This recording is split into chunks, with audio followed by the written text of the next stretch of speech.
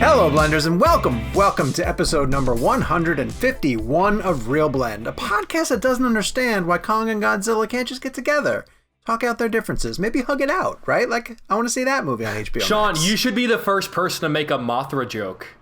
Jesus. A Martha Mothra joke. You would be the first person. I also want to know why our episode of 151 is not sponsored by Bacardi. Like that's a missed opportunity. It is for me.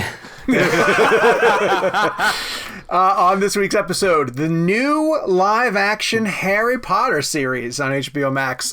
We are going to discuss the little things, and in order to do that, we have director John Lee Hancock joining us as a guest. And by us, I mean myself, Sean O'Connell, the managing editor at Cinema Blend, joined as always by Kevin McCarthy of Fox 5 in Washington, D.C. Hi, Kev. Sean, Jacob, Gabriel, good to see you guys. Jake Hamilton of Fox 32 in Chicago, sporting the Real Blend merch. It's actually exclusive Real Blend merch. That's only for this is friends of the show. literally a members only jacket. Yes, exactly. And producer Gabe as well weighing in. Hi, Gabe. How are you? Hello, boys. Let's see. Housekeeping. So in order to see Jake's jacket, you have to be watching us on the YouTube channel. And if you're watching us there, hello. Hopefully you've liked and subscribed to the channel and help us grow. If you're listening to us where you get your podcast needs met because you found an interview that we've done or stumbled upon us somehow, please go over to the description and figure out how you can also go over to watch us do this live. A lot of times with our guests, they're letting us record video. John Lee Hancock is one of those guys, and he tells some really great stories about working with the cast of The Little Things and putting together a thriller, and then, of course, bringing something to HBO Max. If you would like an ad-free version of this show, and also just some additional weekly episode content, make sure that you sign up for Real Blend Premium. In order to sign up for Real Blend Premium, you want to go to bit.ly/Real Blend Premium, or check the description below for more details. Let's get right into the show because we've got a lot of stuff we want to cover, and including we're going to play Denzel Washington Blend at the end of this episode. But I want to start with the weekly poll. So right after we recorded the episode, as is normally the case, a lot of big news happened in terms of some major films moving. I don't even remember what they are at this point now. Bond was definitely one of them. Quiet Place Part 2 shifted back. A few of them stayed in place. And so we did the weekly poll, and I put in the first blockbuster that we will get to see in theaters safely is going to be, Jake, this one's going to you, Black Widow in May, Top Gun 2 in July, Quiet Place 2 in September, or something even later than that. You're talking about a movie that collectively, not like some markets and not others, that collectively we can all go see, because in theory, like, Godzilla vs. Kong is coming to theaters in March. Yes, and I'm saying like this, even under the situation of you're in a theater and you're still socially distanced, but the 18 screens at your megaplex has Black Widow on 18 screens and the majority of people are able to go. Do you think that situation is going to be May, July, September, or later? I'm going to be optimistic, and I'm going to say May. Ooh, Black Widow in May. Yeah, huh? I'm going to say Black Widow in May. It feels like, and maybe it's just because I live in a city that is in a transition period right now. Okay. Theaters in Chicago are opening up. Restaurants are now open at a 25% capacity where you could sit inside. And so there is just this feeling of like, oh, like maybe things are getting a little bit better. Okay. As people are slowly starting to get the vaccine.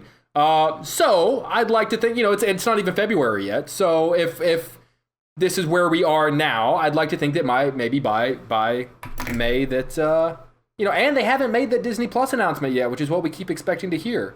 No, they haven't. In fact, it was interesting that when, things started moving back, Black Widow did not shift back out of its slot. Kev, before I give the results, where are you on this? What are you thinking?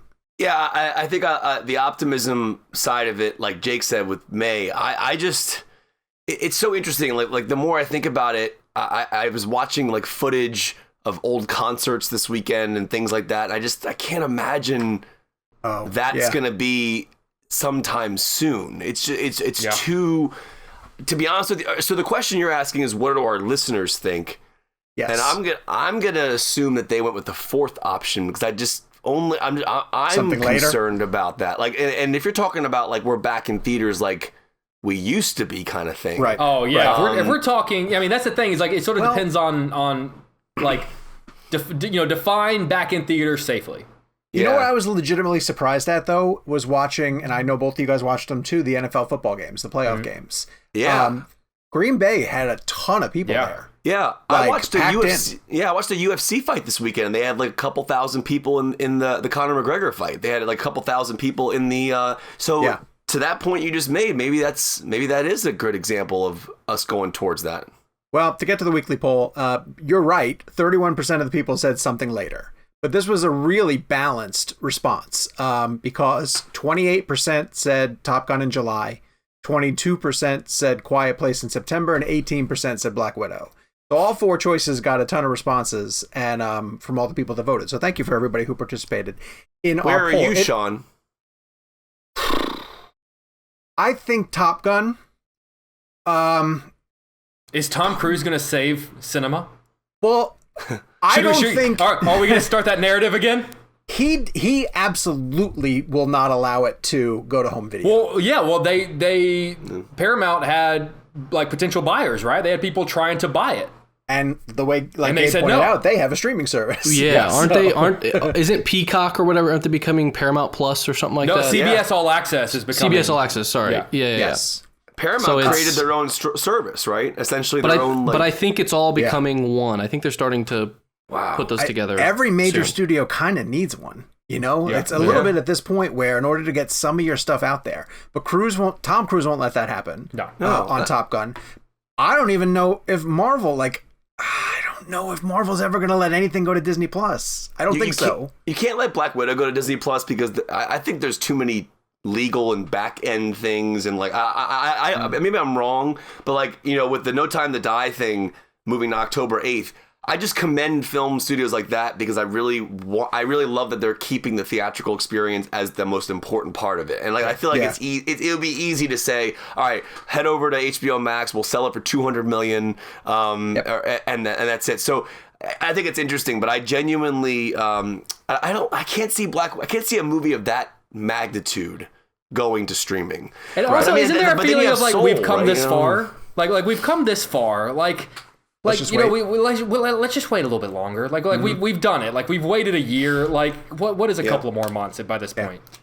Well, you brought up an interesting point about the films in that Warner Brothers HBO Max deal having a theatrical component where it's safer. You talk about Chicago theaters opening. Theaters are still open by me as well too. I feel that when Godzilla vs. King Kong opens, I'm going to want to go see that on a big screen. Sure. We will talk about the trailer on the other side of this, but one of the directors who's dealing with this right now with his film going to both is John Lee Hancock, who has a thriller coming to HBO Max and theaters called The Little Things, starring Denzel Washington, Jared Leto, and Rami Malek. And so we got him on the show and got to talk to him about putting this movie together. So without further ado, the Real Blend interview with The Little Things writer-director John Lee Hancock. Fair enough. Well, we are our podcast is called Real Blend. The three of us, we've been best friends for a long time, and we're really a filmmaking focused podcast. Really, kind of a lot of times because we also do television as well. But with television, you can't often kind of get into the weeds about sort of the technicalities of filmmaking, and a lot of times we like to do that which is why we created sort of created this podcast to be able to do what we normally can't do with the TV junkets.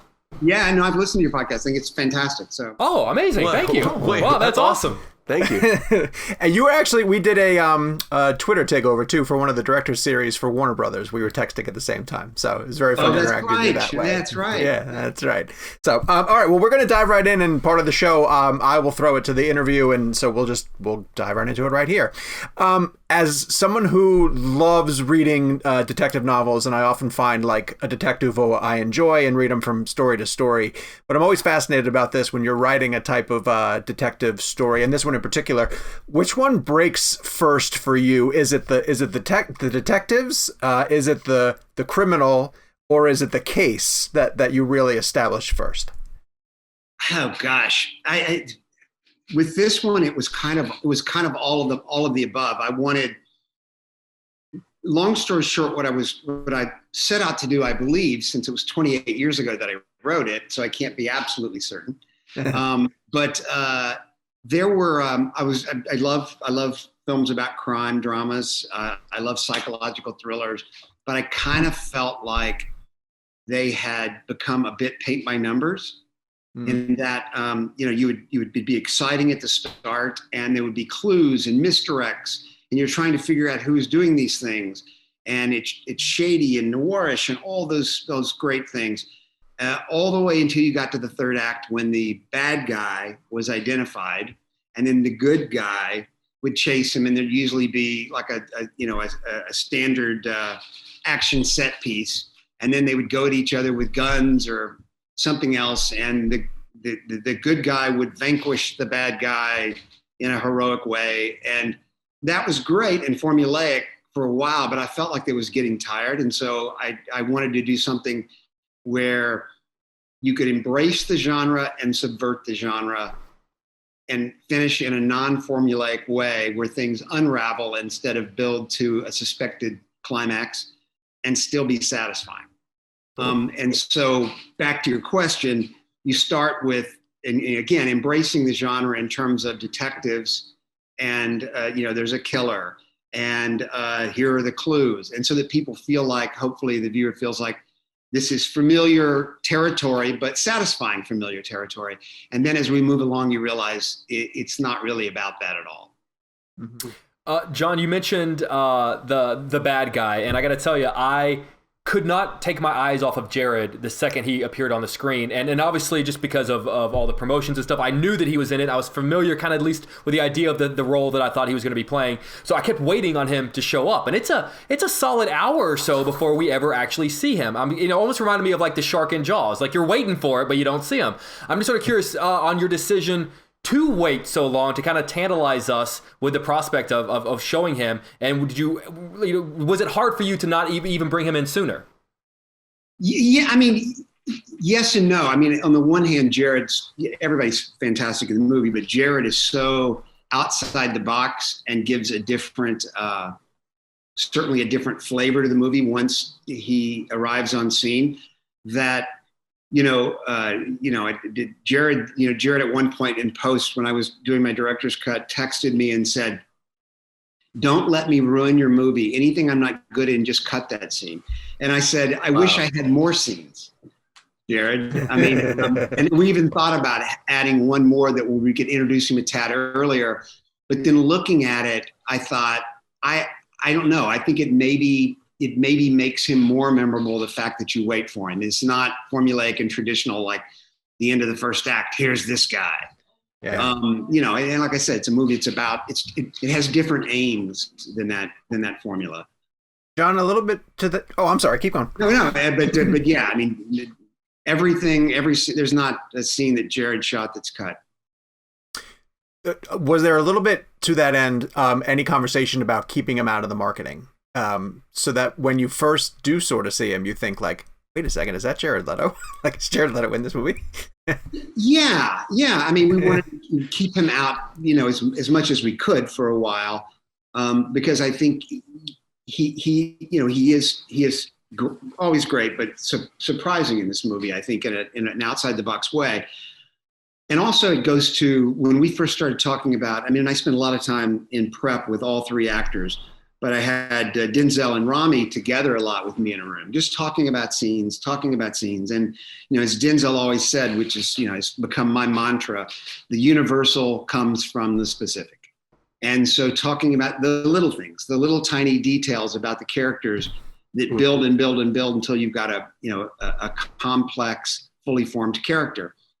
Jared had asked me, what do you think about me not being in a room with you guys? And I said, I'm fine with that. And he said, I'll do whatever you want, but it seems it might be interesting for us to come across each other in character. And I thought, well, that is interesting. So I talked to Denzel and Rami about it, and they said they really liked the idea too. So the carport scene, the very first time we see Jared, it is Joe Deacon and Albert Sparma. No, it is. There's no like, hey, how you doing? How are we going to do this? It was very simple blocking, and I didn't want them to see each other. And so the first time Denzel shines the flashlight, he's looking at Albert Sparma, not Jared Leto. Oh, that's awesome. That's really cool. Love That's stuff really like cool. that. It's so funny because you hear stories about Jared Leto's technique and kind of how he plays with roles like that, and that sounds like amazing. I love that he goes into the detail with that. I was actually my big question for you is, how's your trunk space in your vehicles, in your own personal vehicles? No. I love that little beat, that little turnaround bit. But one thing I'm actually genuinely interested in asking you is about the little things. And there's little details that are given throughout the characters throughout the film, specifically like just the little things that Jared says about pineapples and jalapenos and like the potato skins at that bar. Like, that gives you information as to who that person is. So I wonder, from your side of things as a director, what are little things that are very impactful on you as a storyteller that people would be amazed to know? Like, this little detail has such a big impact on the way I do my movies. It's a great question. First, I'm going to talk about Jared. That line, we had something else written, and he came in with like 3 other choices, and I said, just try them all, and it stuck. And it was so odd to people that I fell in love with it. But he's also, Jared and I talked about a lot, let's make every kind of throwaway line for Albert food related. Because we were talking about this. To him. Yeah, that it gave so much information about the character. It really does. It speaks to him, and it also speaks to, it's a clue in that we know this is a guy, whoever the killer is, who has come back and brought food and dined with a person maybe dead, maybe already dead, maybe not. Mm-hmm. So anyway, that kind of stuff all folds in together. But for me, it started with the script in terms of coming up with a list of things that would point to guilt and an equal number of things that would point to innocence. So that coming out of the theater, if somebody said, yeah, but there's that, and the guy goes, yeah, but they said this, he knew all about this. He's a crime junkie. Did you release that to the press? No, we didn't. It went out on the scanner. Oh, he has a scanner. So, there's all that. And I tried to keep the exact same number of this way and that way in the script. So there's those details. But yeah, I mean, again, Denzel saying the universal comes from the specific. It's really keeping an eye on small moments. And this is a movie where it's a lot of behavior. There is some talking, don't get me wrong, but there's a whole lot of quiet too. And I think when you cast actors like these guys, the quiet becomes almost more interesting than when they're talking. Mm-hmm. John, I love the relationship between the new agent, the younger detective, and wants to do it a certain way, very specific. But when he gets the grizzled mentor, he can't, ignore the fact that this guy's seen a lot, and he wants to sort of tap his intelligence and keep him around a little bit.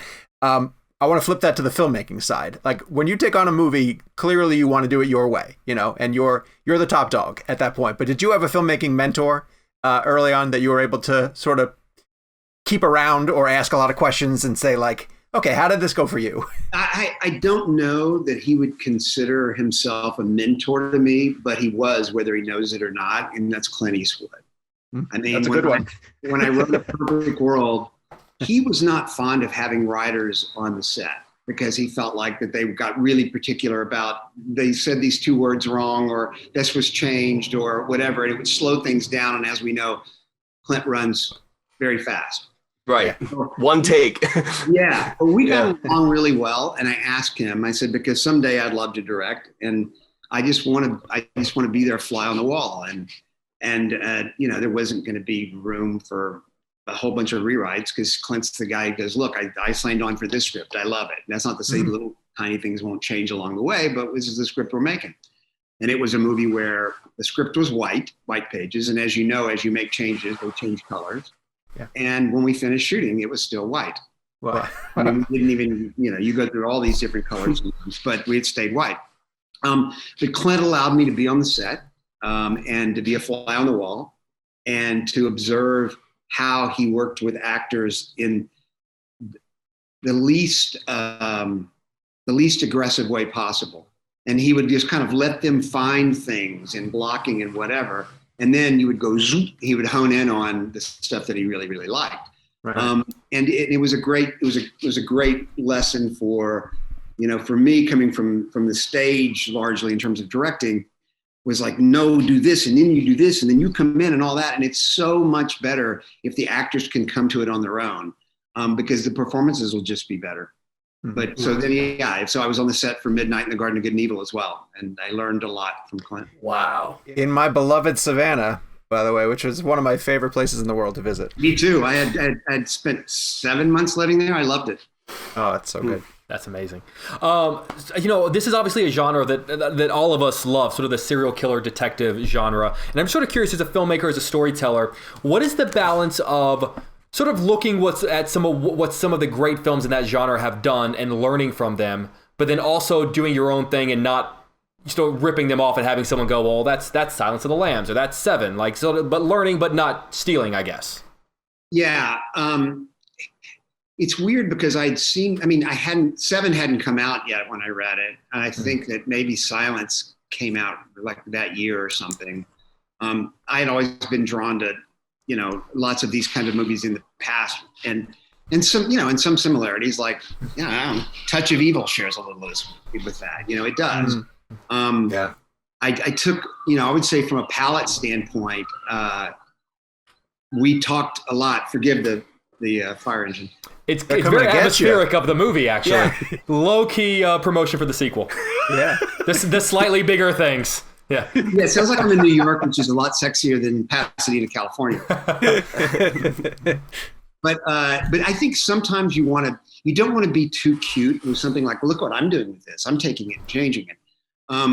Like I said, you want to, there's a bit of what Sean said about, the older cop and the younger cop. That's a trope of sorts. And I said, I'm fine with that because it's not going to end up that way. And little by little, you're going to understand this dark journey that these two men take, joined at the hip.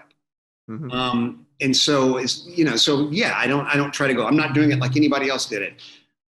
Because certain parts of genre are really familiar in a good way. We go, I like these kinds of movies. Yeah. I'm down for this. Yep. So, but I was going to say that the movie from a palette standpoint that we looked at the most was The American Friend.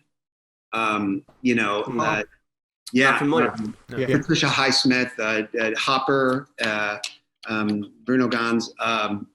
It's a really good movie, interesting movie. Not so much that, and it's neo-noir kind of thing, and it's very European, but just from the palette of embracing garish and beautiful at the same time. So not being afraid to show kind of ugly neons and greens and blues, and also, in the case of Los Angeles, to show parts of Los Angeles that normally aren't shown in movies. And yet it's still very much Los Angeles, despite the fact that we don't show The Man's Chinese or Musso and Frank or Hollywood Bowl or any of those things.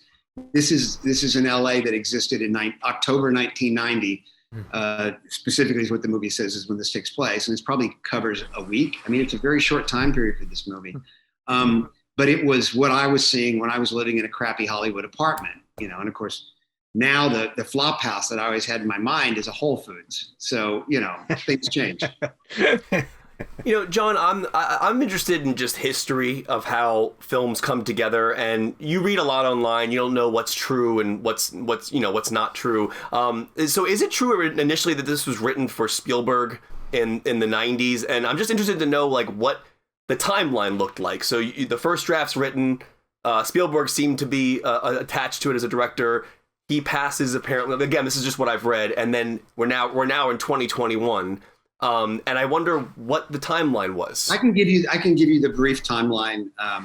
It was Stephen really liked A Perfect World, my script for it, and so before we ever went into production of A Perfect World, he came to me and said, "Let's do a blind picture deal." And you're set up at Warner Brothers. I had a 3-picture deal with Warner Brothers based on A Perfect World, and he said, let's just do it at Warner Brothers, something for you to write and me to direct, and we'll do it for Warner Brothers. Fine. So we started pitching ideas back and forth. I came upon that one, I can't remember exactly when, and fell in love with it and the twists and turns, and wrote a long outline, and then talked to him on the phone about it after he read it. And I think I faxed him the outline. That's how, that's old technology. I had to find it, put in page after page. But he really liked it. He said, this is really, really good storytelling. He said, it's just too dark for me right now. I'm finishing Schindler's List. I can't live in this dark world, again. Wow. And I understood that completely. And so the next person, Clint, was interested, really liked the script. It was interested for, a very brief time. Then came Warren Beatty, and Warren was interested in it. And so that led to many lunches with Warren talking about it. They were all awesome, talking about everything from upbringing in Virginia to his fights with his sister when they were little kids, to the little things, to the script, to talking about everything. And it was great. My gosh. But he has a very deliberate process, let's say. It takes a while. And it became obvious that he probably wasn't going to do it, but he did love talking about it a lot. And I enjoyed it.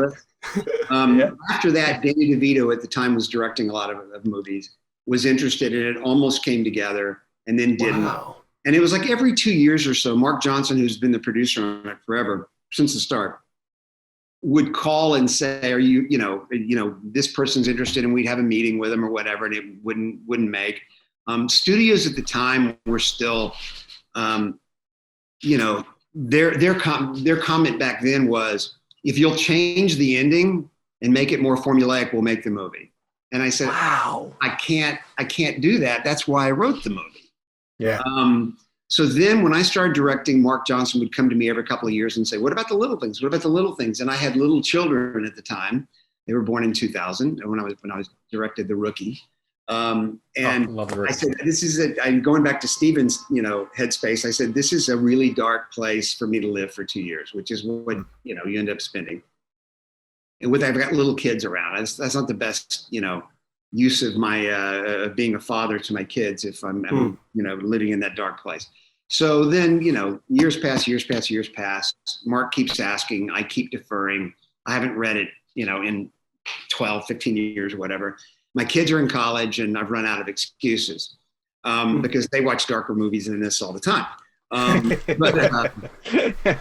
So I agreed to reread it, and I opened it up, dusted it off, and was terrified because I thought, am I going to read something that's poorly written, or that it has, is it really, really too snappy and clever, but not good?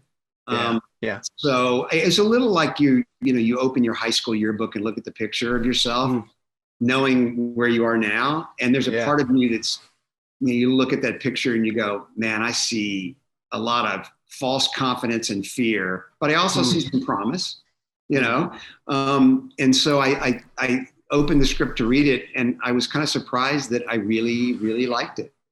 How much changed from the 90s to now? Less than 10%.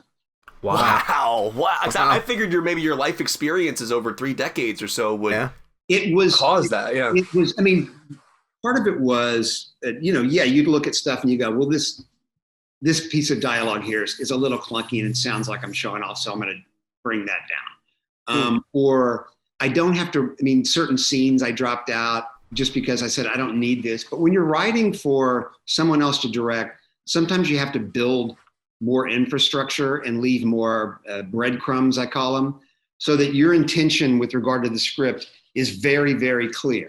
And then when the director gets it, then you can always back off that.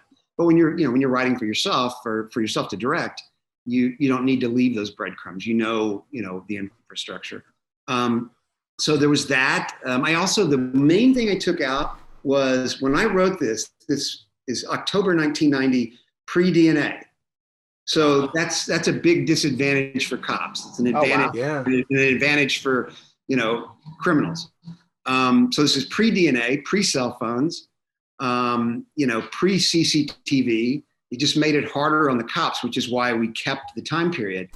But I forget where I was going with that. Oh, the element of the fingerprint. There's a good scene with a fingerprint. I won't give anything away. Prints were important. Blood was important, but only because, not for DNA, but because of type. That you could say, well, this person's a B, so that means this, But being pre-DNA made it really, really, really, hard for the cops, which is what I wanted, because I wanted, and they had to have a payphone, and they took a roll of quarters with them everywhere they went. The scene where that really played out really well, what you're just saying just now, was the scene, again, spoiler alert, where a character gets in a car and goes with somebody, and I can't text the person that he's with to tell him where he's going. Like that's where the technology, I was like, oh, because that where the time period really sets in, really. Like that you can't do that, It's funny because I didn't want it to be something that screamed time period, but I mean, obviously cars are all period, but I think when you see somebody with a pager, or you see nobody, with cell phones looking at them walking around. I mean, obviously their clothing's changed slightly, maybe, but when you see Rami go to a payphone, you go, what is? I mean, kids today look at it and go, what is that? Yeah, right, exactly. Just have them stuck on the sidewalk. Yeah, they did. John, I want you to be able to gush a little bit because, going into this film, it struck me in the first 15, 20 minutes, it's unlike anything that I've seen you do before. But from a technical standpoint, you set the mood and you set the tone and you really dial into what I love about these films with just your lighting. Your lighting is really specific and extremely well done. Even just to use as an example, the flashlight scene that you mentioned earlier. Yes. And then your use of colors, your use of green in certain areas. And can you just gush about your lighting and the way that you use it to set mood, to set atmosphere in this? Because I thought it was fantastic. Oh, well, thank you. Thank you. I mean, I'll gush about John Schwartzman. Okay. His whole team, because we've done many movies together, and we always, come up with a palette and talk about how we want to light it. And just embracing kind of the light that is there and not overlighting. And making it, pools of light and things like that. And sometimes that can become an artifice that you lean into and you go, now it feels like you're trying to do noir. And we didn't want that. We wanted it to be more kind of real. And that's why we embraced, hot overhead sunlight for the baked ground they were on at times. We just said, that's what it is. I don't care that it puts weird shadows on the face.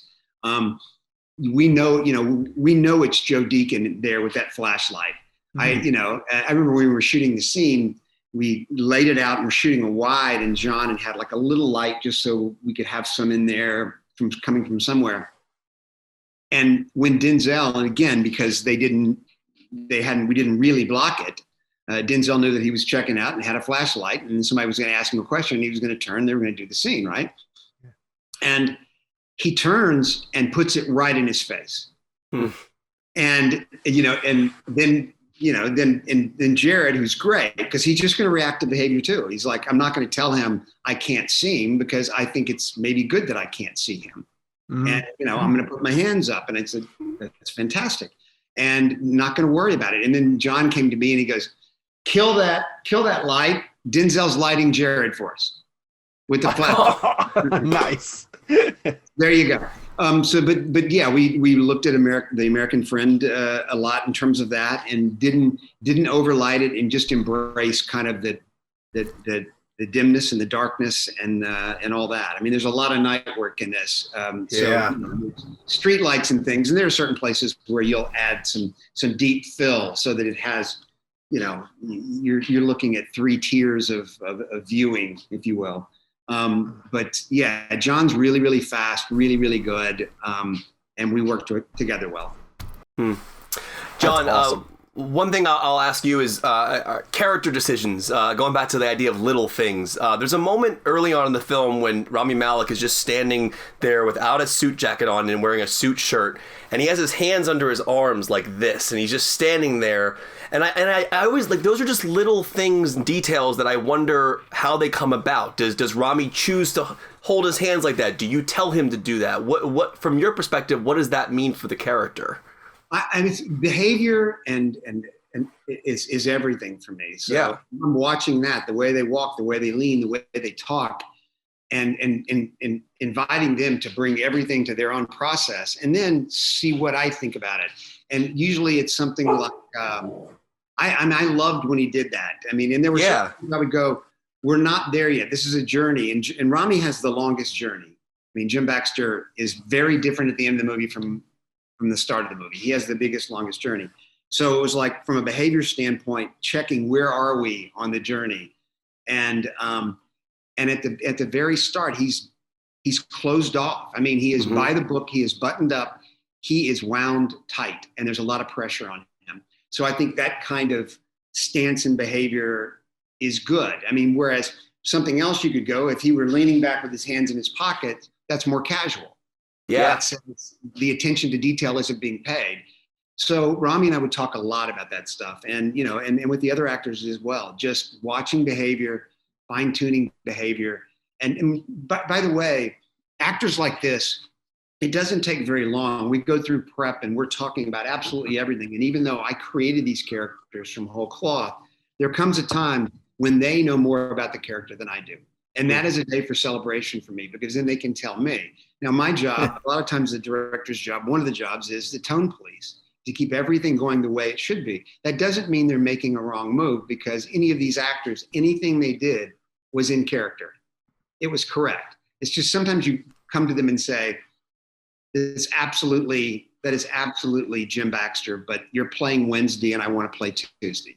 Oh, that's great. Yeah. That's Well, a great all those piece of little direction. things came across. Yeah, I mean, they really did. I was like sitting there, like I wrote down when I was watching the movie, I'm like, oh, he has his arms, and it did speak to exactly what you just said. So those little details do come across. We want to say thank you so much for joining us. We really appreciate it. It was an honor to have you on our show. We love just talking filmmaking with you, and thank you for taking us through the journey of the film. And kind of, people don't realize how many decades some of these movies are in works. It's pretty wild. So it's crazy. It's a long time. Thank you very much to Warner Brothers for allowing John Lee Hancock to come onto the show. Make sure you guys check out The Little Things either on HBO Max or in theaters if theaters are open near you and you feel comfortable enough going to see it on the big screen. Let's get to something that, like I just mentioned, is a film that I absolutely am going to want to see on the big screen. It is the Godzilla vs. Kong trailer that just dropped.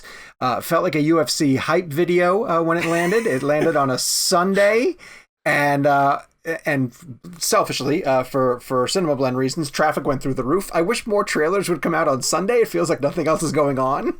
And it really captured all the enthusiasm of people on social media.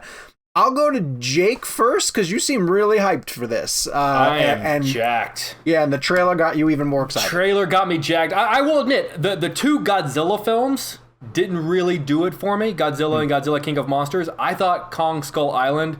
I think people sleep on that movie, man. That's basically Apocalypse Now with King Kong in it. It is fantastic. How great is the opening with the pilot falling from the sky? And there are just some gorgeous shots in it. And this, to me, seems more like that. That gorgeous shot, that wide shot of them standing on the aircraft carrier, just slugging it out. I mean, just going at it. That kind of, to me, and I know that there have been sort of old school King Kong Godzilla movies, but in terms of what we expect from a blockbuster, this is one of those movies that falls under that umbrella of like, oh, I can't believe we're seeing this. I can't believe it's happening. Yeah. I will be the first person to admit that, like, the human characters. I mean, we often talk about like the junket, and I'm like, who's like, I don't even know who's in it. Like, I don't care. I don't care who's in it. I don't care about the human characters. I just want the two of them beating the crap out of each other. There's a quick glimpse of something in the trailer that I think I saw, which excites me very. Which I don't know if you guys saw, but I don't want to say it out loud for anyone that didn't see it because I don't want to ruin it for you. But I'm pretty sure I saw it, and that excites me. But you can say it's not a spoiler. I think it's getting coverage, so I think you can talk about it. Like Mechagodzilla, it's like in the opening shot, like you can basically see Mechagodzilla. Everyone's running down the staircase from something, and you can see, and it looks like Mechagodzilla is going over them, which is leading to a lot of people to believe the theory that, which I hope is not the case, which is that Kong isn't actually fighting Godzilla; he's fighting Mechagodzilla, and that the real Godzilla is going to show up at the end, and then they're going to team up. Oh, come on. I don't want to. Really? All right. Actually sounds cool. Let me take the flip side before I let Kevin go, because... the flip side is in you don't think it looks good? While I remain cautiously optimistic for the movie, I thought that trailer really sucked. What? Yeah, I thought it was a bad trailer because it had too much of the humans, and every scene with the humans saying something was just level 10 How will we know cringe. it's Godzilla unless Rebecca Hall looks at the camera and says it's Godzilla? Otherwise, how will we know? That line made me cringe. Okay, like uncomfortably. It's no worse than even my son. No. That's not a good line either. Yeah. Kyle Chandler running around saying Hey, Godzilla is out there hurting people and we don't know why. Hey, Kyle Chandler is a goddamn national treasure. You will not besmirch the name of Kyle Chandler. So hold on, and then also, every scene with a human is like Roland Emmerich level bad. Like it's just bad. And I don't think that the monster fighting looks bad. I think that's probably going to be the selling point. But who chose that song? What was that? That song was the lamest song to put on that trailer. So I can even confirm, because I watched it. We got to see it on Friday. They showed it to us early to get our stories ready for Sunday. And I watched it. How did you not text us this? Why are we even friends if you're not going to tell us these things? Oh, I did. Didn't I not? No. I was very busy. I watched it and I was like, really? And so I watched it again, and I was still like, what? And you're right. A lot of the visuals look great. It does not look like the hidden Godzilla, that we got in the first movie. It looks closer to like Pacific Rim to me, right? Mm-hmm. And I think Pacific Rim is fine. But on Sunday, when it was getting all this hype and everybody on Twitter was like, this is amazing, I was like, I'm going to watch it without the sound. It's great without the sound. Like, without that horrible song and without the bad dialogue. People say that about Real Blend as well. Yes. So I still think the movie's going to be fine, and I will go see it on a big screen, and I will... No, you're uninvited. Well, no, you can't stop me from going. I'm going. Well, you've probably already seen it, and you haven't even told us yet. I did. They showed it to me last week. I thought it was a bad trailer. I thought it was a bad first step forward for what could be a fun movie. So we'll see. Kev, you're in the middle, I think. I'm with you more, but I'm also more in the middle too. I actually found some joy in the action. I thought the trailer was not good though. I mean, I just, for me, it was just there were visuals that were cool, like some of the fight scenes were cool, but nothing in the trailer I don't know. Again, I know this sounds nitpicky, but from a story and a character standpoint, I still need... It's called Godzilla versus Kong, man. But I need some grounded nature of reality to believe that sequence. And like, for example, like Kong Skull Island's a great example of a great movie that had great characters that also made the Kong sequences better. I mean, John C. Reilly is awesome in Kong Skull Island. And so I feel like there's a way to do blockbuster with good acting and good scripts. I mean, Terminator 2 is probably one of the greatest examples of that of all time. Big summer blockbuster with a gigantic, great script and great performances. So, I don't know, I'm not trying to sit here and, like, this is like Fast and Furious, right? Like, even though, like, it's kind of critic-proof in that sense, but I genuinely was not... It didn't do anything for me. That's a good comparison. Maybe because I'm very nitpicky about how ridiculous I think the Fast and Furious movies are and how stupid they're. So maybe this is my Fast and Furious where I just go like, okay, I'm enjoying it while also recognizing that it's stupid. I'm all good with the movie, and I love the idea, and again, the movie could be amazing. I'm with you, Sean. Like, I actually felt completely out of the loop when I saw the tweets about everyone like gushing over it. I was like, did I miss something? Like I did the same thing you did, Sean. I watched it 3 times, and I'm like, what am I missing here? Like, am I not seeing what everyone else is seeing? The Godzilla line that Rebecca Hall says ruined the whole trailer for me. I mean, it's a really bad line. Like that. It's the equivalent of like we always joke about this in every Bourne movie. There's always someone that looks up at a screen and goes, "Oh my God, it's Jason Bourne." Right, like how will we know otherwise? The subtlety of Godzilla just being on screen without someone telling me he's on screen or she's. I just. Again, these are such nitpicky, persnickety things. We're to, like, reacting pull apart, to the trailer. There's just a slew of like legit actors who I just know are not going to get any kind of screen time. Like, someone was like, "I'm just here for Alexander Skarsgård," and I was like, "Oh wait, that's right, Alexander Skarsgård's in this." You know Brian what? Tyree Henry, I just saw Brown is in both of you age 20 years because the childlike wonder was just sucked from you, dude. I feel sorry for you. I'm all in on childlike nostalgia films, but like the last two, like the Godzilla film and the last Godzilla film, the one with Cranston was terrible. Absolutely. They killed the best actor off in the first 30 minutes of the movie. He was the only reason why Godzilla was going to be an interesting film, I thought. That was their way of telling us that the actors don't matter. Yeah. You're here for the action. Godzilla is out there hurting people. We don't know why. Hey, I will not stand by and let you besmirch the name of Kyle Chandler. I want an answer to why he's hurting people. I need the movie to answer this. I hope I'm wrong. I hope it's awesome. That's the new They Fly Now. They fly now? Don't. All right, so let's get into the next bit where we're also talking about nostalgia and news that, and this is like soft news because Hollywood Reporter came out with a story saying that HBO Max is fielding pitches from writers for a potential Harry Potter live action television series, but was very quick to include in that report that like the studio isn't confirming anything. There's no hard and fast, show in pre-production or any sort of, they're just listening to ideas, which doesn't surprise me in the least bit because it's a franchise that they can't, they need to keep going in some way, shape or form. But it's fairly interesting in the way that like a Game of Thrones would look to do like a prequel for, to explore other areas. Or I saw one person put on Twitter, they were like, this better be about, the story of the Marauders that was teased out in book 3. Like there's a million places you can go with it. First, let me ask you guys, are either of you interested in seeing an exploration of the Harry Potter universe in the way that like The Mandalorian is continuing Star Wars lore without having to include, although they are coming around and including most of the people that we know from Star Wars? Yeah, I mean, I think in that sense, I think there are a lot of lessons to be learned from Mandalorian, which is, this is an entire universe, an entire world, right? And not every story has to be epic, world-ending life and death. Like, there can be some really interesting small-scale stories. If anything, just like daily life of going to that freaking school. Like, what was that? What was that school like on a Tuesday? Like, just imagine you could do a whole like high school drama, like a Saved by the Bell at Hogwarts. And so I think you scale it back. Like you had the Harry Potter equivalent of Luke Skywalker. You had that big story. Scale it back, make it small. Like use a smaller story as a catalyst to explore this really corners of this really interesting world that we've never seen before.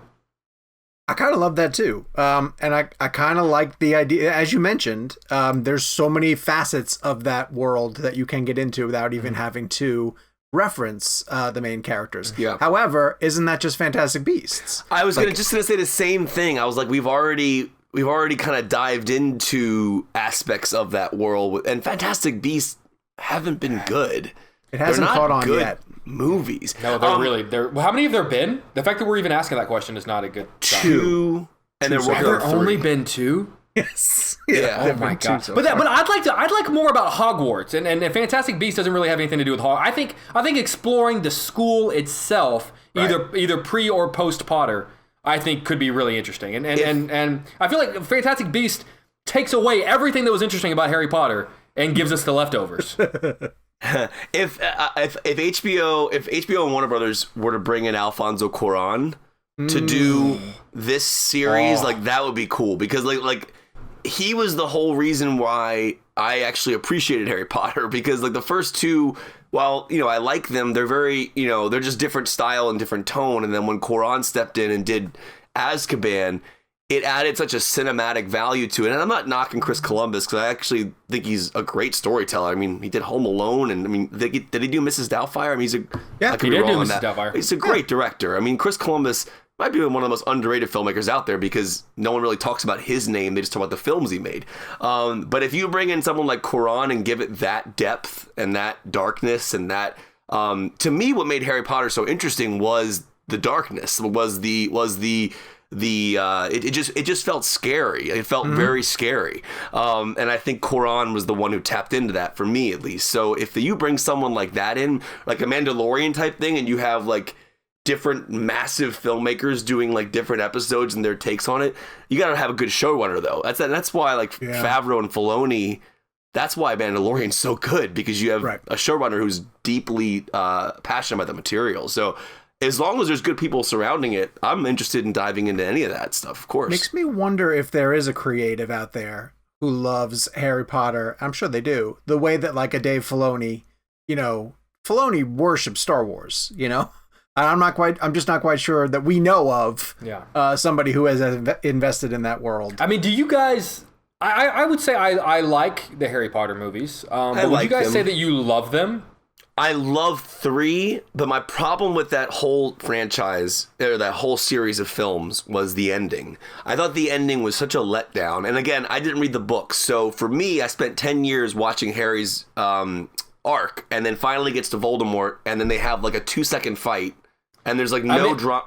I mean, it was here's the deal. And I have the book on myself. In the book, like, if I remember right, the battle, the fight starts on the right-hand side of the page at the bottom, and you start reading it, you're like, oh my god, and then you flip the page, and it's basically over on the left-hand side at the top. Like, Why? It's like that. That's very crazy fast. to me. That's crazy. It's very fast. Like, so, and granted, trust me, they changed stuff. I'm not defending that aspect of the movie, because they could have really flushed it out a lot more. But I remember in the book, in fact, even flipping the page back and going like, oh, do I have pages stuck together? Like, that's like, I thought, like, I was like, I would have thought that there was more. It's like bottom right, top left. That's how fast it is. But the way Voldemort dies in the movie is not the way he dies in the book, right? Is it like that simple where he just like... I honestly don't remember, but I just remember how quick it was. I just remember it being very fast. As a non-book reader, that really upset me, because I was invested for 10 years in that story. I mean, I don't know. I saw Gabe shaking his head in a positive way about Harry Potter. Was that not a letdown? I thought that was such a letdown. And the makeup at the end was terrible too. I think film goers of my generation would love, and I'm speaking for myself, I guess, but I think people will love to see a Hogwarts focused. I will just take a fun series about some random students at Hogwarts, and it can just be about being at Hogwarts, because I grew up with Harry as the movies were coming out. I didn't read the books. I was just addicted to the movies. Same. But every time the movies came out, I was the same age as Harry throughout his whole education there. So for me, it was this amazing, like, I got to fantasize about going to this crazy magical summer camp kind of thing. So for me, seeing that, I think would be is enough for me to like binge a whole series. Because being, in high school, there's enough drama there in and of itself. You take that and multiply it by you're in a magical high school. I mean, they're done. Like there it is. Let me also. They need to combine. They need to bring Euphoria's Sam Levinson in to do Hogwarts Euphoria style. That would be. Now I would watch that in 2 seconds. Could you imagine what they could do with the spells and stuff? The example I'm going to bring is a little more wholesome. We just finished Cobra Kai season 3. And it's a terrific way to extend a brand. Like that show should not be as good as it is, right? There's just no way. But I am now far more compelled in the stories of the new characters, the young kids, and the other people who are being brought into the narrative, than I even am to all the stuff that felt like it's just there for nostalgic takes. Like, there are characters from the main movies that come back now much later. And that show in the beginning was like, wink, wink, look who we got, hey. And now it's like its own thing. Like, now I just care more about the drama that's happening with the other characters. So you absolutely can continue on any type of franchise like this. So, but we're way ahead of ourselves in the fact that, they're just fielding pitches from writers. So hopefully they're listening to this week's episode, because we just gave you guys some really great ideas. It's gold, Jerry. I want to talk about the fact that AMC Theaters is reporting now that they have raised more money to keep afloat, and they say that they can stay afloat through July of 2021 if nothing comes back. And if things start to come back towards some form of normalcy, they believe they have enough capital raised to get through the end of this year.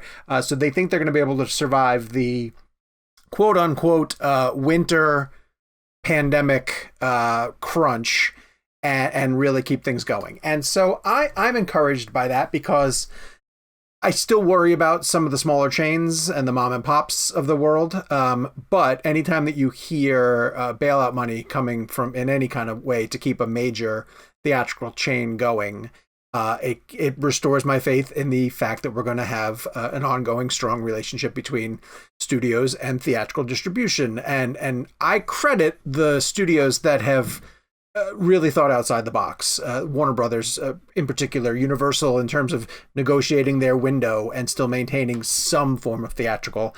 And I hope that this means that the light is at the end of the tunnel. Kev, you must have thoughts on this, I'm sure.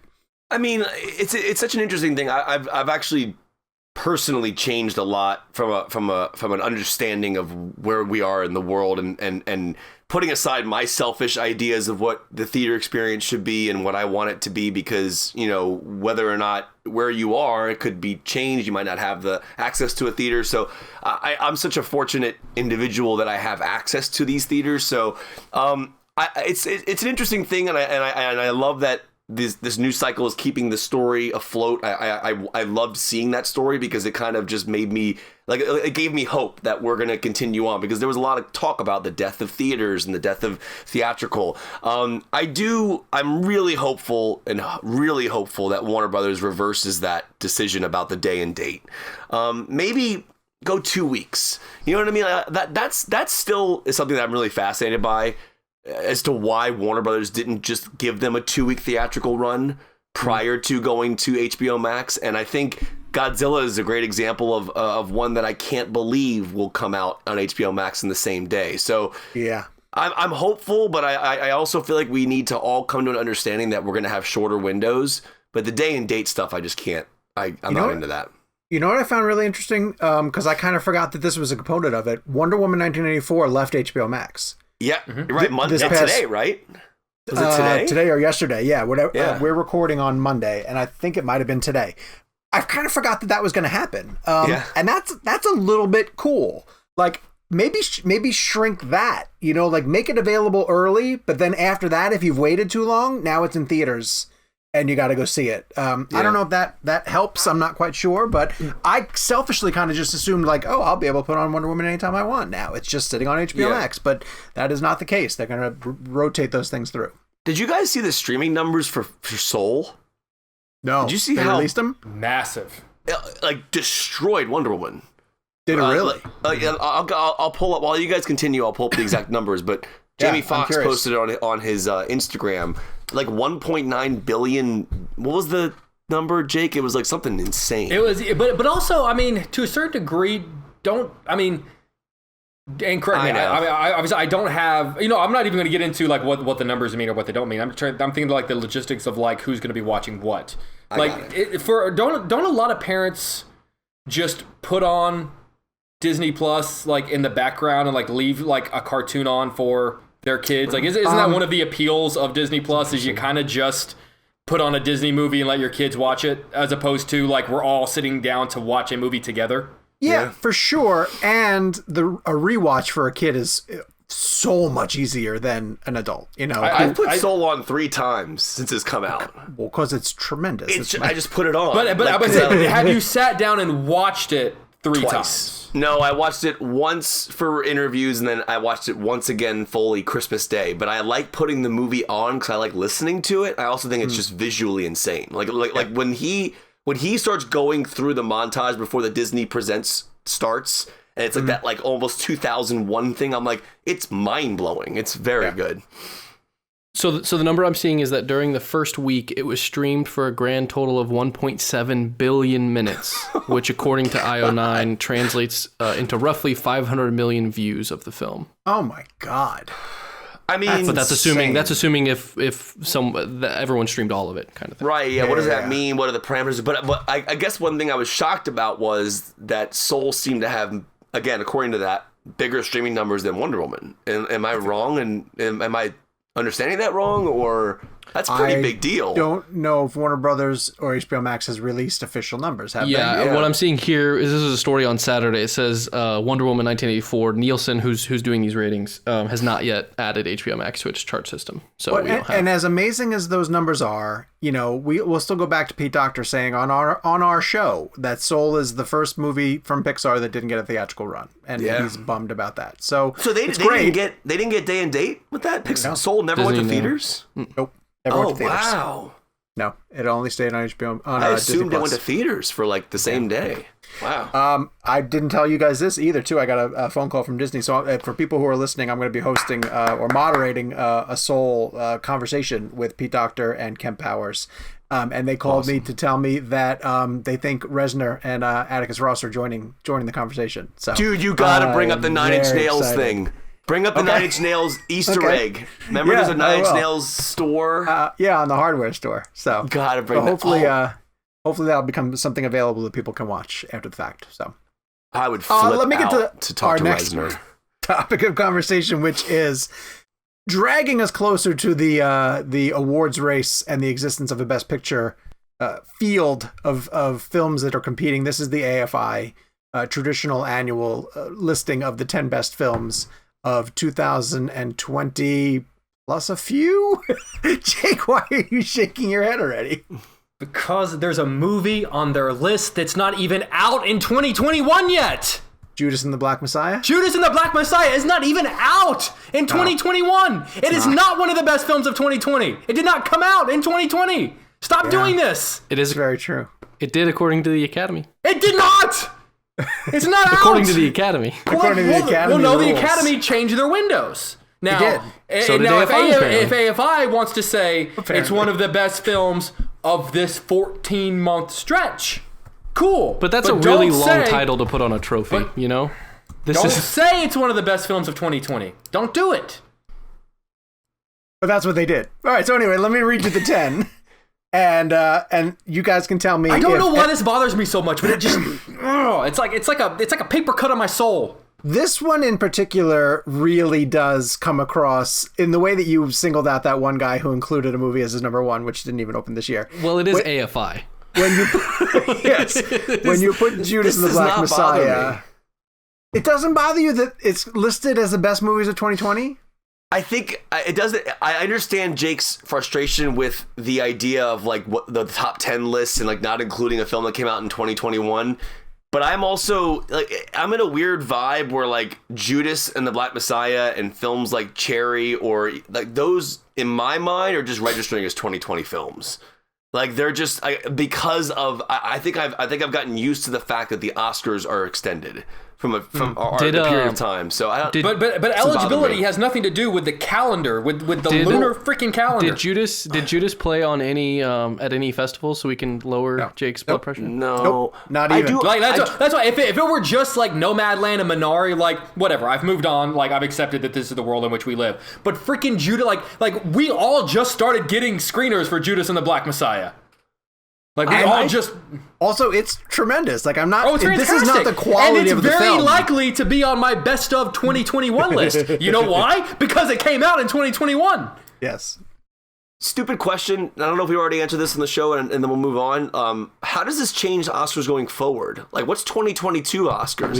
Is it just my blood pressure is going to be through the roof for a 3-month period of every year. Kev, this is part of why we were arguing that it should have never changed, because someday, and it didn't do anything. In some year, they're going to have to recalibrate it, and then it'll be for a shortened period of time, unless they just say from now on, from now forever, the period is going to be February to February. Oh my God! What's the cutoff? What's the cutoff this year? February 28th, and then they're going to. I looked at the dates this year. They're going to make the nominations on March the 15th. All right, so we're 2 months ahead. All right. Oh. Yes. All right. So here are the 10 AFI films. Tell me if you guys have any beef with any of these outside of Judas. Defy Bloods, Judas and the Black Messiah, Ma Rainey's Black Bottom, Mank, Minari, Nomadland, One Night in Miami, Soul, Sound of Metal, and the Trial of the Chicago 7. Man, Kemp Powers is just killing it this year. Killing it. Somebody has tweeted... And I never thought about this. Has anyone ever been nominated for Best Original Screenplay and Best Adapted Screenplay? Because he has a chance for getting that this year. Oh, wow. I didn't even think of... Wait, because he adapted his own material. Yes. Oh, wow. So he could get Miami and Soul, which would be amazing. So this leaves off Promising Young Woman is one film that did not make the cut. People are pointing out that News of the World also didn't make it. I'm not quite sure that News of the World is getting as much buzz as all the films I just mentioned. And Netflix has 4 of the top 10. Wow. And Amazon Studios has 1. Oh, Amazon Studios has 2. Sound of Metal and One Night in Miami. So that means 6 of the 10 are streaming services. I have a hot take. I don't understand the universal love for Nomadland. I don't either. I thought it was an interesting experiment. I thought it was a very touching film. I understood the arc, and I got that Frances McDormand was great in it. I don't understand the hype surrounding it, and I don't know maybe I'm missing something, but like every other film on here, I can understand. Nomadland, I thought was good. It was. Yeah, I think it's very good. Where are you guys at on that? I like it. Yeah, I think I went into it thinking like, okay, this could be a top 10, because by the time I saw it, people were already kind of starting to put it on their top 10 list. So I kind of went in thinking, it feels like a documentary.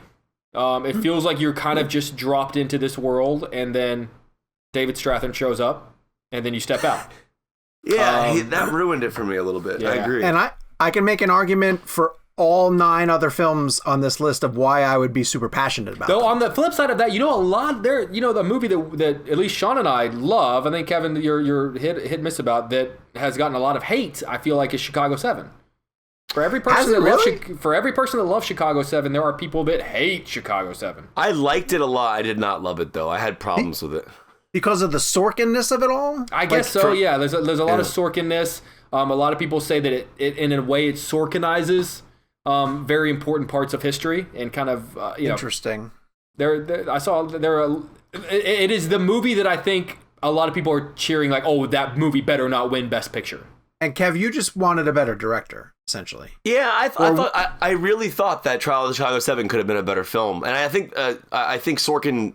It's a very good movie. I mean, we're talking about like I gave the movie like a 4 out of 5. I mean, like I liked the film a lot. Great review.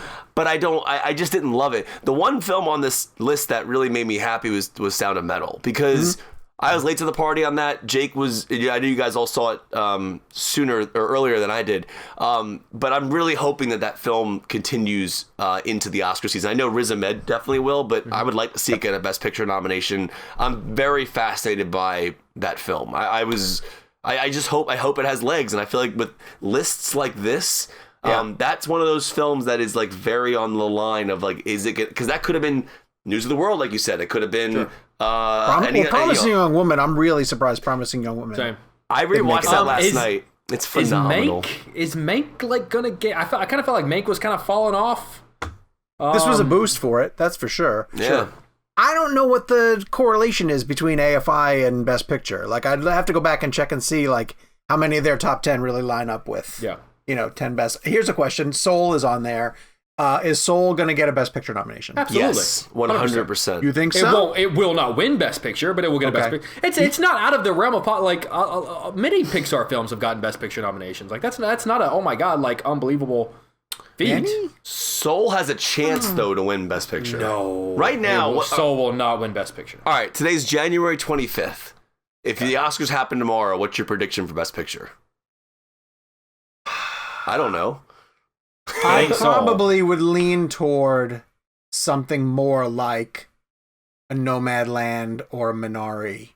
I would say a Nomad. I honestly think that Judas is going to start gaining traction as more and more people see it. Judas is phenomenal. I think, and that honestly, between if we're talking between Judas or Minari or Nomadland, I'd rather Judas win Best Picture. Yeah. But right now, I kind of like that we don't have a Best Picture frontrunner. We don't. But I gotta be honest, we don't have a Best Picture frontrunner, but I'm not like super passionate about like last year. Oh my god, how much I wanted Once Upon a Time in Hollywood to win Best Picture. Oh my god, I was like that is the hill. I was like championing with like my Les Mis flag, swinging it back. There's not really a movie this year where I'm like, I'm just sort of like, we'll see. We'll see what happens. See, for me, it would be Soul, but I don't think they're ready to give a Best Picture win to an animated film. And it's because, like we talked about with Pete Docter, it's because they've created the category. That category will prevent an animated film from ever winning Best Picture. See, but I think Soul could win. Up till this point, this feels like the first movie that has a legit shot of getting over that hump. Y'all want to watch another Human Centipede film? Dude, it's beloved. Because I'm down to make a bet. Okay, I'm down to make a bet again. All right, Jake. Jake, you're on the air tomorrow, and you're doing your prediction for Best Picture. You're looking at the nominees. Let's say the nominees. It's different to say what's gonna win versus what's not gonna win. It's a lot easier to say what's not gonna win. Let's say the nominees for Best Picture mirror the AFI list. Sure. If you were to pick one that would win, just based on where we are right now on January 25th. Which one of those do you think has the most momentum? Hold on. I would say Soul. I lost my list. I would say Nomadland. But then again, we also forget that oftentimes critics' lists has nothing to do with the Academy whatsoever. Which is also which is why I'm arguing against myself. Which is also why I feel like Nomadland might not be the champion that we all think it is, just because it was doing well with which is why I think it could end up being Judas. Here's my theory on why Soul. I'm sorry, Sean. Go ahead. My one personal thing I'm going to cheer for is a director nomination for Emerald Fennell. I can see her getting a nomination. Do you? I can see her getting a nomination. I can see her getting a nomination. I don't know. I think she has a better shot at a screenplay nom than a director nom. Maybe. I don't know. I would see them giving her within the Directors Guild, like I forget what they call it, the new director, up-and-coming director. But I feel like there are a lot of new uprising. Like I feel like even that category is tough this year. There are a lot of big kind of. Hell, you could give it to Regina King if you wanted to. Regina King is 100% getting nominated. I think she is too. That's not a question. Yeah. I mean, what she was able to pull off in a with a room of it's. Kev, what were you going to say? Sorry. Oh no! My theory about why I think Soul has the chance of winning is that it's not only a successful film. Obviously, it's critically beloved, and genuinely beloved but I don't know anybody that I've met who doesn't like that movie. And it's also a great film. And it's interesting. I mean, with a year like 2020, just like of all the things that happened that were so unprecedented.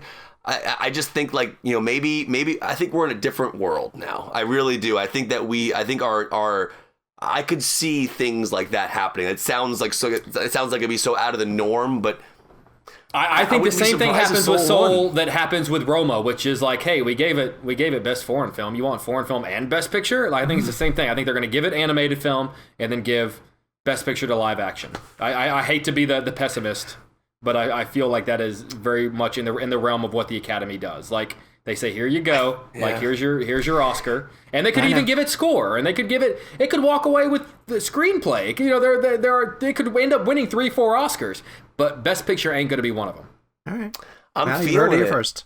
Hey, dude, I will happily bet a Human Centipede on it. It's too early. Stop. It's too early. If you believe in Sean, it, I believe enough to make my bet. Nothing's even nominated yet. You're making Human Centipede bets. Sean, I think you're feeling it. I am. I He want to has see to feel it. how He's many hosting nominations the it event gets. tonight.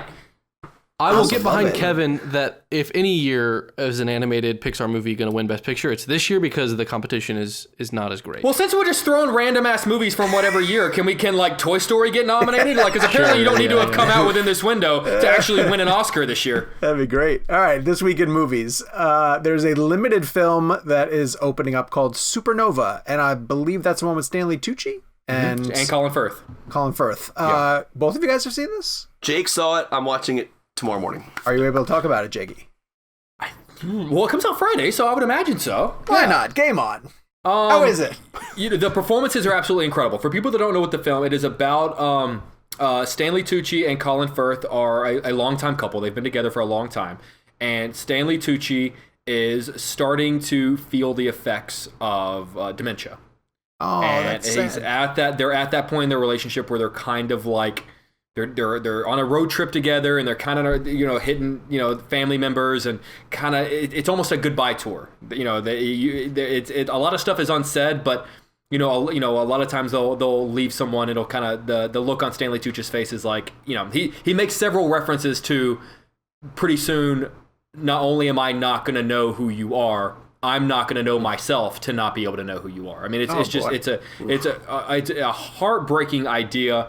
The performances between the two of them, I mean, was thoroughly convinced that these are two men that have been in a relationship for years. Like it just felt like we were dropping in on this relationship.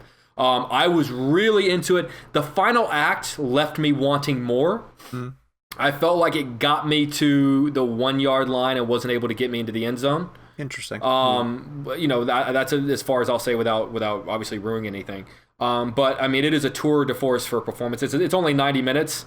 And it's worth watching, just if only for two of the best actors working today delivering two of their best performances in a long time. Oh, that's amazing. Okay, I mean that alone gets me in. Even if you say that it falls a little bit short of its goal. Why is it I called would watch Supernova? So Stanley Tucci is fascinated with the stars, and he's very much, everywhere they go, they bring their telescope, and they're always looking at the stars, and kind of like that's sort of a theme of, there's a lot of astrology themes that tie into the humanness of the story. At any point, does Pete Davidson sing the Tucci Gang song? He does not. He does not. Though, speaking of Pete Davidson, I do want to watch that interview that he did with Glenn Close, which to me is just the actor on actor. It seemed like which is kind pairing. of a brilliant. I'd say it's odd, but it's also weirdly brilliant in a way. I wonder they if did one she with recommended it. I don't know. Didn't Affleck do it with Sacha Baron Cohen? Yeah. That was like they're really? pairing them like very differently. Yeah. It's crazy. Jake, anything Oscar wise for Supernova? I could see I could see Tucci potentially going in for supporting actor. I think Firth they're pushing for actor, and I feel like it's just too crowded of a. I mean, in a lesser year, he might be like the fifth man, and both of the performances are very understated. And ironically, I think Firth has what I would refer to as like the Oscar moment. Stucci's performance is very, very subdued, but very layered. If someone came from the future and told me that Tucci got a supporting actor nomination, it would not surprise me in the least bit, and I would go well deserved. Since this is a competitive field, why don't they just wait till next year? Just. I was gonna ask this, but we had moved on. What if no film that got released this calendar year gets a major award? Are they going to be like, man, I really wish I had been a part of that 7-month window? So when they say and the best picture of January and February 2021 is yeah. I know in the grand scheme of what's going on in the world, it's so insignificant, but it's really driving me. It doesn't matter at all. Insane. It's driving me insane. I am stunned we've spent this amount of time talking about it. That's how irrelevant it actually is. The Dig is coming to Netflix. Who's seen it? The Dig? Don't Not even know me. what it is. No. Palmer, which I believe has Justin Timberlake in it. It does, and ironically, it's so obvious. So I'm just gonna give a little behind the scenes story. We get offered interviews a lot, and it's so funny. I texted Kevin the other day because I felt like every 20 minutes I was getting offered someone from Palmer that wasn't Justin Timberlake, and finally I just emailed him back and said, like, guys, like, is Timberlake doing anything? Like, and finally I texted Kevin, I go, like, I've gotten offered, like, to the point where it was seriously, I want to say it was like 5 different interview opportunities for Palmer, and none of them were Timberlake. And finally I was like, Kevin, like, have you heard anything? Like, it got to the point where I was like, what the hell is going on with Palmer? Just give me Timberlake already. Like 4 separate emails with everybody else in the film except for him. Yeah. But he's the lead, though, isn't he? He's the lead. And the poster is his giant head. Right. Wow. That's how much confidence they feel about that. Gabe is messaging me. Hold on. Let me go over to this chat. I was letting you know The Dig, I was also not familiar with it. It actually has a stacked cast, so I wanted you to quickly... I sent you the IMDb link. Is that the one with Ray Fiennes? Yeah, Ray Fiennes, Carey Mulligan. I've seen the trailer for that. Yeah. Lily James. We kind of dismissed it, but it has a cast that's worth us at least discussing that it exists. I've never heard of this movie. I saw the trailer, and they did a junket already. Huh. For people that also a little bit more behind the scenes stuff, and for people that maybe wonder why we see some Netflix stuff and not others, Netflix has just so much material. They have so many TV shows and movies and stuff that they really do play it fairly, and that not one journalist gets access to everything. And so, there'll be a lot of times where there'll be 3 or 4 Netflix junkets happening in a week, and I won't even know about it till I see a friend of mine post a screenshot from their interviews. Or we might get, Kevin and I were lucky enough to get, Malcolm and Marie, and I know a lot of people that were like, oh, I didn't even know that was happening. So if you're ever wondering, wait, how have they not seen this Netflix or that Netflix thing? None of us get to see 100% of all of their stuff. Right. We just don't. And I think I actually respect them for that, in that I think it's nice that not everyone bats 1,000 with them. Yeah. Okay, you might respect them. I wish they were a little bit more upfront about stuff. Because they're, in the sense that we have no idea the rhyme and reason to how they choose who gets correct. what. Yes. And even if you got a little, and this is really inside baseball, but just a little bit of like, hey, I can't get you on this one, but like I'll get you on the next one sort of deal. But there's And it's tough to be, especially with the three of us. And it's nice when all three of us get something, like all three of us got Clooney. But it's tough to when two of us get something and one doesn't. And I know recently Sean was the odd man out, not having gotten Malcolm and Marie. But I don't know if you guys remember, I didn't get Spike Lee for *Defy Bloods, and that sucked. That sucked not getting, because that was a moment where the protests were happening around. I mean, that was an interview that was valuable not just for the quality of the film, but for what was going on in this country. So in terms of our podcast, it can suck when two of us get something and one of us don't. So I want to mention The Dig really briefly. It's based on a novel. It's about a 1939 excavation of Sutton Hoo, which I'm not quite sure what that is. But Gabe is right. The cast is very stacked. It has Carey Mulligan, Ray Fiennes, Lily James, Johnny Flynn, and Ben Chaplin. And so it is going to be on Netflix on the 29th. We might dig it, Looks like a period piece. I like that one, actually. It is a promising young feature for Carey Mulligan, and we'll see how... Was that a young pun? feature?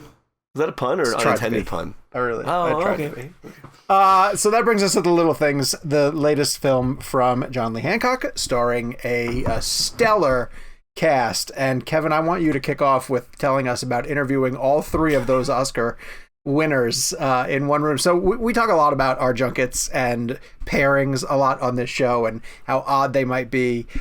Kevin got Denzel Washington, Jared Leto, and Rami Malek all together in one room, which for 5 minutes.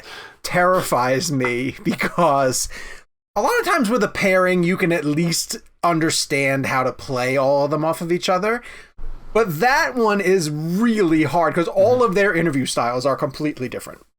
Oh, and anybody on here who knows who's interviewed Denzel Washington, you know how incredibly animated he is. And Rami Malek is a little more subdued, and then Jared Leto could be one way or the other depending on the day he's having. Yeah. That was and again, I just want to clarify, I was very thankful to get them. Sure. But that was a very stressful interview for me. Like I didn't sleep the night before really that much. I was because you have to understand that in that situation, by the time I had gotten to that interview, their day was delayed. I think I had 3 minutes or 3.5 minutes total. Because what? Wait, how long was your tape? So I'll explain it. So basically, I was given a 5-minute slot. And when I went into the room, I didn't know anything about where, if anything had been changed or timing had been changed. And I remember asking my first question, and then right as Denzel Washington was answering it, I got the 2-minute warning. Oh! And that makes my stomach hurt. So that's awful. That gives me anxiety just hearing it because you need something from all three of them.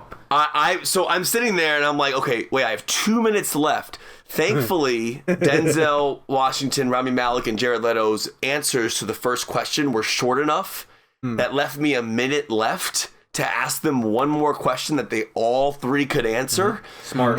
So I think my tape ended up being 4:30. But okay. I'm on, I'm airing this thing, and I'm actually trying to explain to my audience this morning. I'm like, let me explain how this works. Okay, I'm on a Zoom with 3 Oscar winners for less than 5 minutes, and they all somehow have to answer, and it has to feel like some type of engaging conversation. Right. And for me, it was just when it ended, the interview ended. I remember the interview ending. I texted you guys. I'm like I don't know how that went because I just felt numb because I wasn't sure what what was good, what was bad. Did that go good or did I just completely mess up or did, what I mean? So that was a very stressful situation. And again, no complaints whatsoever.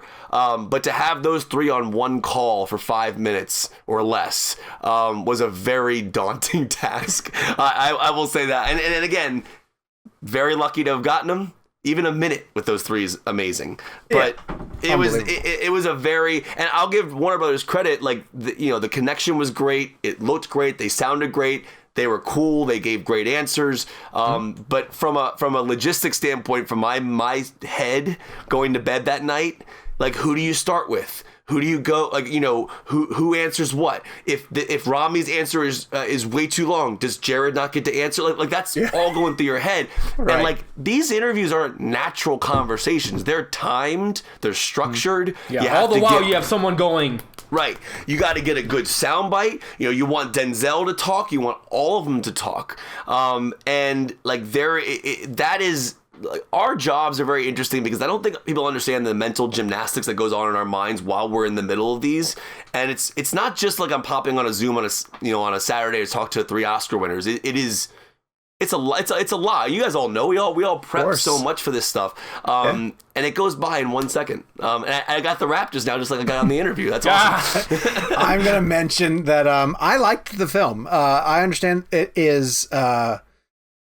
It's very much a procedural serial killer crime thriller, and it has a bunch of twists and turns. I liked the chemistry between Denzel and Rami Malek as the veteran officer who's been through. Denzel plays a veteran guy who's been through some tough cases, is getting demoted because of this. Rami's the new up-and-comer with all these different tactics about how they would track down a serial killer. We had, as you heard in our conversation, a lot of this discussion about how you bring Jared into that because he's part of the film, but is he the villain? Is he not? How do you play off of that? I thought it was interesting. I enjoyed it. I liked some of John Lee Hancock's decisions the way through it. I think it's perfectly fine for an HBO Max screening while you're sitting at home. Jake, you are shaking your head. I think it is not a good movie. I thought it drug. I felt there were so many moments where I kind of did the thing with my remote to see how much longer it had left. I feel like Denzel phones it in. I feel like Rami is incredibly miscast in that part.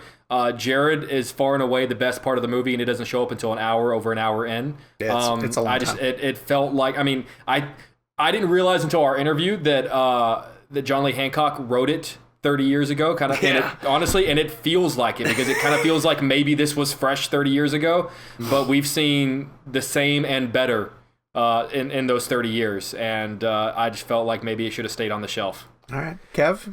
Yeah, it's almost like I guess I'll use the word lukewarm. It's like, and that's not really a good thing to say about a film. I think that the film has a lot of good qualities, but the first half is just drags. Like it is when Jared Leto shows up, the film sparks. Like he's so great in it. Like that performance, the mystery of his character. And for me, it was interesting. Like I kind of had the same thing, Jake, where I shifted gears. Like the first half, I'm like, all right, wow, this is like not really that engaging. Like what's going on here? And then when he shows up and they start playing with that aspect of the character, then I started feeling myself become immersed, right? I was like, but it was too little too late, I guess I would say, in the sense that I was, it's not a bad movie, it's just not a good movie. It's just it felt middle of the road, which is strange to say considering the talent involved. I mean, like John Lee Hancock, as a director, Blindside was good. Little I would say a little it was good. It was very good. And I thought Bullock was great in it, but I don't know that is he a great director? And I guess my question would be like, obviously he's a great writer, and Spielberg was attached to it, and there's great things in it.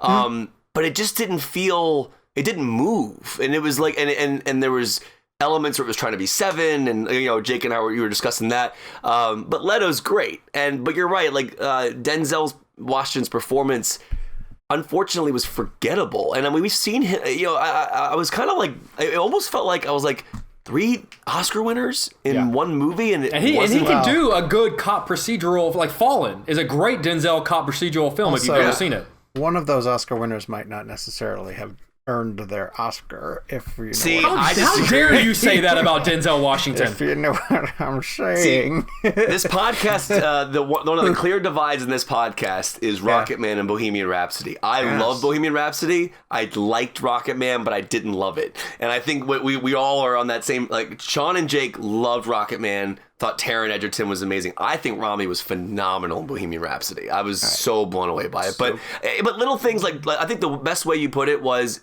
if you watch it on HBO Max and you're home, you're going to go, cool. Yeah, that's fine. Yeah.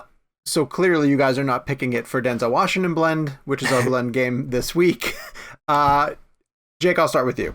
What will you pick for your favorite Denzel Washington film? Not best. Sure. And this is a perfect example of an actor where you have to differentiate favorite and best. Yes. I find no more joy than watching him in Training Day. And I know it's such like a cliche answer, but Great. He just tears into the role of Alonzo unlike anyone else could possibly do. Yep. I mean, it is one of the villains that I find the most joy in just watching. And here's the thing, is that Ethan Hawke is also fantastic. And you could argue, like, really does a pretty damn good job of, like, keeping up with him. I mean, he got an Oscar nomination. That scene where Ethan Hawke's in the bathtub and they have the shotgun to his face and he screams, "I have a little girl." Like, that's a great That's the best scene in the movie from a performance standpoint, yeah. But Denzel at the end, like King Kong ain't got shit on me, like, which he made up. Just that I love watching, and sometimes, like, it's on HBO Max.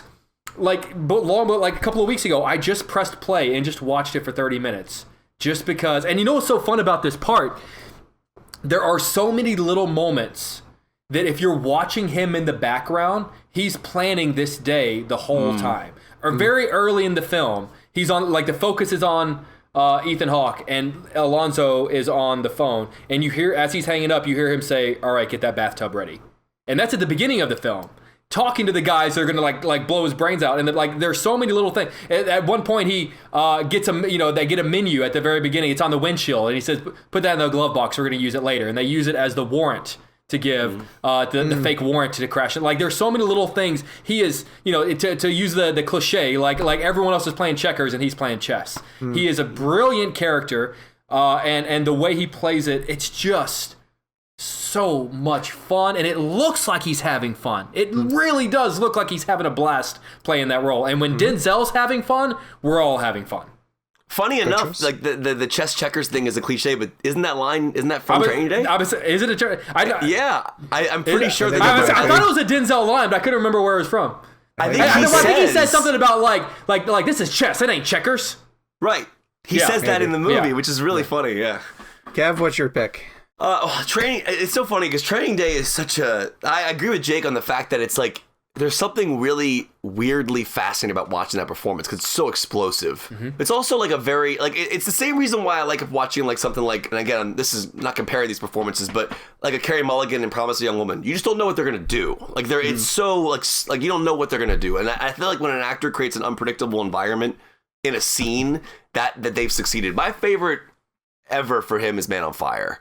Primarily because it has my favorite Denzel like line, which is the "I wish you had more time" line, but also like that whole arc. I rewatched it actually over the weekend. And Tony Scott spends over 45 minutes before we get to any drama building Creasy's storyline with Dakota Fanning.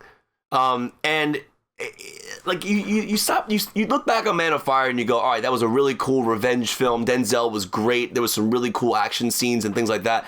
But you forget how much story building goes into that first 45 minutes where we have to care for his character and care for her. And I think a lot of what makes Man on Fire great for me is it has the amazing, like, badass Denzel one-liners. But it also has a great, genuine heart to it. Like, Creasy is a phenomenal character. He's so layered. And Walken, and I'll end on this when, I think I've said this before, but the line when I think he goes into that older guy's apartment, he's about to blow the grenade out the window or the rocket launcher, and the guy's like, "Don't you believe in forgiveness?" And what does he say? He goes, "That's between them and God. I just arranged the meeting." My job to arrange the meeting. I mean, what's the Walken line? Creasy's art is death. He's about to paint his masterpiece. I mean, that movie is a masterpiece. I think that has got to be my all-time favorite Denzel performance. Nice. All right. I went with Crimson Tide, which is just... Tony Scott? Here's why I went with Crimson Tide. More often than not, when you watch a Denzel movie, he's the best actor on the screen. And you kind of accept that, and it's fun when other people rise to his level, but it's Denzel and everyone else for the most part. Crimson Tide, it's Gene Hackman and Denzel, trying to rise to his level. And I've talked about this at length on the show multiple times. I just love watching actors go after each other. Like, I almost went with Fences because of him and Viola Davis. I get so much out of just watching tremendous actors rise to the material. But Crimson Tide is a better story to me than Fences, because I also just love the situation that they are in. Like, they're not sure which of them is right, and you don't know the whole time which of them is right, and your allegiance shifts multiple times, and the setting of a submarine is tense enough as it is. It makes me uncomfortable. But to see those two go toe to toe is, it's a tremendous Denzel performance. But to me, it's one of the I'll go back and rewatch that movie a bazillion times. Tony Scott. I love and the Tony Tarantino Scott. wrote a scene in that movie too.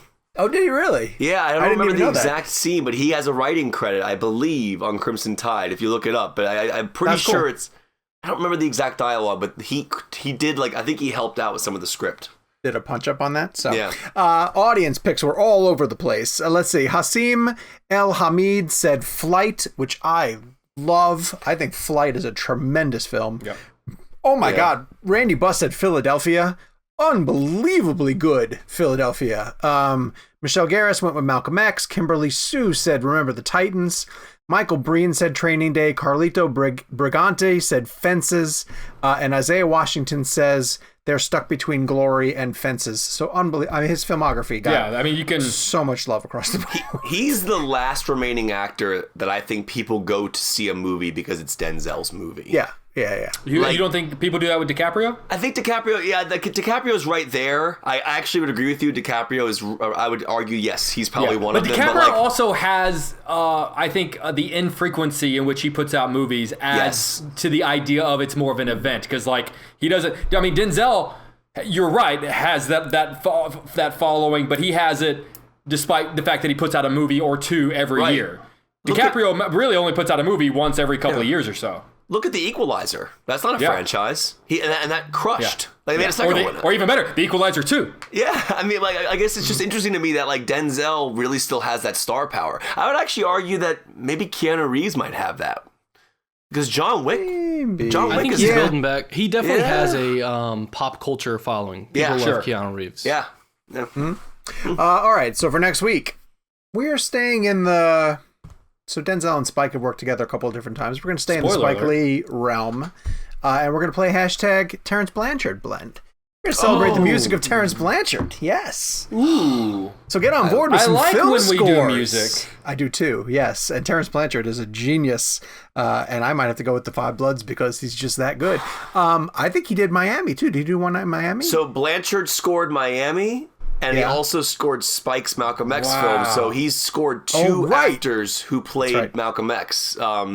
Kingsley Ben-Adir and now Denzel. Unbelievably good. So get us your pick on social media using hashtag Terrence Blanchard Blend. That's Terrence with one R and one N. You can also email us your picks at realblend@sentinelblend.com. That's where you can also drop us a review. And this one comes from Hirak Shah in Australia, who says, great listen, love from Australia. The podcast is so good. The interviews, weekly reviews, deep dive, and occasional banter between the three is amazing. Shocked why the YouTube channel doesn't have as many views despite the great interviews. Well, you know what, Hirak, so am I. And so if you can do me a favor, everybody, if you're listening to this podcast, please go over and give us a like and a subscribe. Go back through some of our old videos as well, too, and check out the old interviews that we have. Bonus episode coming up later this week. Oh, we sat down with Delroy Lindo talking about Spike Lee and staying in that realm. And so Kevin and I did an interview with Delroy talking about the Five Bloods and the Oscar race and his performances there. He gave some tremendous answers. Just a really heartfelt interview that I think you guys are definitely going to enjoy. And because we have so many good interviews and so much good content coming to the show, we're just going to release that as a bonus episode coming up as well too. Our next premium episode for people who are subscribing to Real Blend Premium is going to be the best double features. Gabe, can you clarify that a little bit? I'm so excited about this. I have my answer. I'm so excited. I'm keeping it pretty loose. You guys don't have to come up with one, but I think we're just going to talk about double features in general. Okay. The premium episodes, for anyone who doesn't tune in, are great story time for us, so we can talk about some of our favorite double features that we've been to. But I would love to, at least by the end of it, if you each to give us one double feature that you recommend for people. But it can be a ton of stuff. Okay. Good. And then we'll be back with a regular show next week. So until then, follow us on social media at Jake's Takes, at Kevin McCarthy TV, at Sean _O'Connell. Follow Real Blend at Real Blend. And we'll see you with a new episode very, very soon. Until then. Don't say it. Hubie? Don't say that either. I'll say Hubie too. Why not? Hubie! Hubie!